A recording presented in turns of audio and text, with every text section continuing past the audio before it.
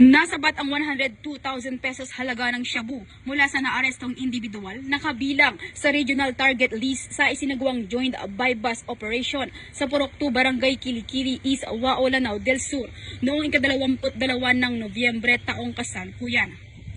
Kinilala ni PIDEA BARM Regional Director Benjamin C. Risites III ang suspect na si alias Alan, 41 anyos.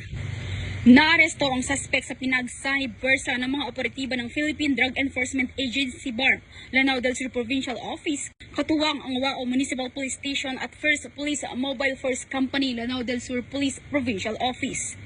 Nasamsam sa operasyon ang 3 piraso ng heat seal transparent plastic sachet na naglalaman ng hinihinalang shabu na tumitimbang ng humigit kumulang 15 gramo at nagkakahalagang 102,000 pesos at bypass money.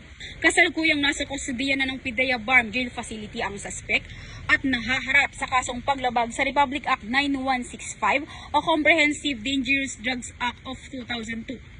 Ang tagumpay ng operasyon ay bilang bahagi ng pinaigting ng kampanya ng PNP at PIDEA BARM laban sa iligal na droga, partikular sa pagtutok sa mga personalidad na sangkot sa mga iligal na aktibidad upang mapanatili ang isang ligtas at mapayapang Bangsamoro. Mula rito sa rehiyon ng Bangsamoro, ako si Patrolwoman Veronica Lagi, nagbabalita para sa Police News Network, alagad ng batas, taga-taguyod ng Balitang Pulis.